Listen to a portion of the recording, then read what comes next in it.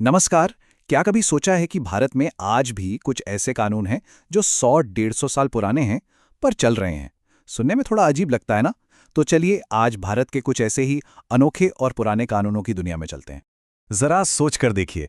आज हम 21वीं सदी में जी रहे हैं। हमारी पूरी दुनिया डिजिटल है। लेकिन क्या हो अगर हमारी इस मॉडर्न लाइफ को वो कानून कंट्रोल कर रहे हों जो 19वीं सदी में लिखे गए थे। मतलब जब इंटरनेट का तो दूर दूर तक कोई नामो निशान नहीं था।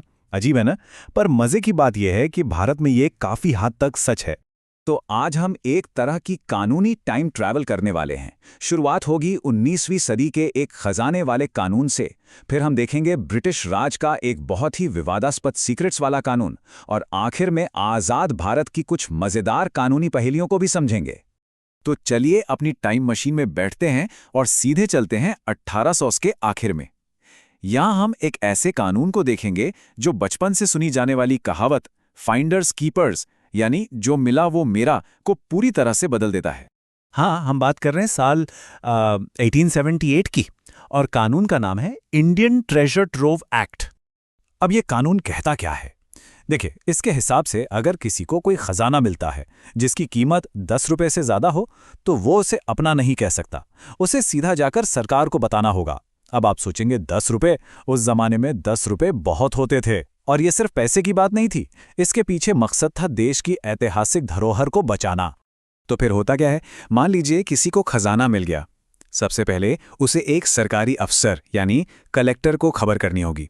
अब अगर उस खजाने का असली मालिक नहीं मिलता तो पता है क्या होगा? वो खजाना सरकार का हो जाएगा। और जिससे ढूंढा उसे क्या मिलेगा? पूरा खजाना नहीं, बस एक इनाम। और सबसे मजेदार बात तो अब है, अगर किसी को अपनी ही जमीन के नीचे से खजाना मिले तब भी टेक्निकली वो उसका नहीं है। जी हां, ये 19वीं सदी का कानून आज भी इसी तरह से लागू है। चलिए अब थोड़ा आगे बढ़ते हैं सीधे ब्रिटिश राज के दौर में और बात करते हैं एक ऐसे कानून की जिस पर आज भी 100 साल बाद भी जबरदस्त बहस छिड़ी रहती है।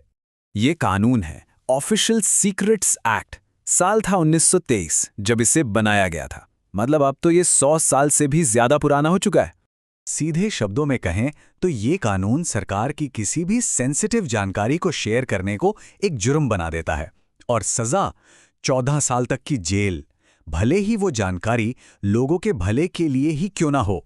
तो यहाँ पर एक सीधी टक्कर है दो आइडियाज के बीच। एक तरफ है लोग जो कहते हैं कि एक लोकतंत्र में सरकार के काम में पारदर्शिता होनी चाहिए और ये कानून ये तो पत्रकारों और जानने के अधिकार का गला घोंटता है। दूसरी तरफ सरकार का कहना है कि ये कानून देश की सुरक्षा और जासूसी को रोकने के लिए जरूरी है, जो कि जाहिर है एक बहुत बड़ा कंसर्न है। और इसका असर आज भी साफ दिखता है। कई बार पत्रकारों और एक्टिविस्ट्स के खिलाफ इसका इस्तेमाल हुआ है। सोचिए, 100 साल पुराना कानून जो बनाया गया था एक अलग ही दुनिया के लिए, आज हमारे इंफॉर्मेशन एज से सीधी टक्कर ले रहा है। और इसीलिए इसे बदलने की मांग भी लगातार उठती रहती है। अच्छा, ब्रिटिश राज से निकलकर अब आज़ाद भारत में आते हैं। देखते हैं कि आज़ादी के बाद जो कानून बने वो आज के डिजिटल और ग्रामीण भारत के लिए कैसे कैसे नए सवाल खड़े कर रहे हैं।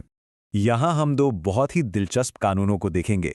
एक है 1955 का प्राइस कंपटीशन एक्ट और दूसरा है 1960 के दशक के जानवरों से जुड़े कुछ कानून। तो ये जो प्राइस कंपटीशन एक्ट है ये उन सभी कॉम्पिटिशन्स को कंट्रोल करता है जिनमें इनाम दिए जाते हैं। और इसका सबसे बड़ा काम है गेम ऑफ स्किल यानी हुनर के खेल और गेम ऑफ लक यानी किस्मत के खेल के बीच एक लकीर खींचना। और यहीं से कहानी मजेदार हो जाती है आज के जमाने के लिए। जो online gaming apps, fantasy sports apps हम सब इस्तेमाल करते हैं वो एक कानूनी ग्रे एरिया में आ जाते हैं। क्यों? क्योंकि इनमें स्किल कितनी है और लक कितना ये बताना बहुत मुश्किल है। मतलब सोचिए, लगभग 70 साल पुराना एक कानून आज की अरबों डॉलर की गेमिंग इंडस्ट्री पर लागू हो रहा है। एक ऐसी इंडस्ट्री जिसके बारे में उस समय कोई सोच भी नहीं सकता था। चलिए अब गेमिंग की दुनिया से निकलकर गांव की तरफ चलते हैं। यहां एक और बड़ा ही अजीब कानून है। कई कानूनों के तहत अगर किसी की गाय या कोई और मवेशी किसी दूसरे के खेत में घुस जाए और फसल खराब कर दे तो खेत का मालिक उसे बस यूं ही भगा नहीं सकता। उसे हटाने के लिए एक पूरी कानूनी प्रक्रिया है। अब सुनने में ये शायद मजाकिया लगे, लेकिन राजस्थान और यूपी जैसे राज्यों में किसानों के लिए ये एक बहुत बड़ी सिरदर्दी है। वो बेचारे अपनी फसल बचाएं या कानून का पालन करें, इसी चक्कर में फंस जाते हैं। अच्छा, अब हम एक बहुत ही संवेदनशील और जरूरी विषय पर बात करेंगे। ये विषय है आत्महत्या से जुड़ा कानून और समय के साथ हमारा नजरिया इस पर कैसे बदला है। इंडियन पीनल कोड में एक सेक्शन है, सेक्शन 309। ये बहुत समय तक आत्महत्या की कोशिश करने को ही एक अपराध मानता था। जरा सोचिए, एक इंसान जो पहले से ही इतनी तकलीफ में है कि वो ऐसा कदम उठा रहा है, हमारा कानून उसे अपराधी मानकर 1 साल तक की जेल की सजा सुना सकता था। लेकिन अच्छी बात यह है कि समय के साथ सोच बदली है। साल 2017 में मेंटल हेल्थ केयर एक्ट आया। ये एक्ट कहता है कि जो व्यक्ति ऐसा करता है वो असल में बहुत ज़्यादा मानसिक तनाव में है और उस पर केस नहीं चलाना चाहिए। लेकिन पेंच ये है कि सेक्शन 309 को हटाया नहीं गया है। तो हमारे पास 2 कानून हैं जो एक दूसरे के बिल्कुल उलट बात करते हैं और इसीलिए ये बहस आज भी चल रही है। ये पूरी बहस असल में समाज की सोच में आए एक बहुत बड़े बदलाव को दिखाती है। हम एक मेंटल हेल्थ क्राइसिस को जुर्म की तरह देखने से हटकर उसे मदद के लिए एक पुकार की तरह समझने लगे हैं। तो इस पूरी कानूनी टाइम ट्रैवल से हम क्या सीखते हैं? हमने 19वीं सदी के खजाने से जुड़े कानूनों को देखा और 21वीं सदी की मेंटल हेल्थ पर चल रही बहसों को भी समझा। और ये सब हमें एक बहुत ही गहरे सवाल के साथ छोड़ जाता है।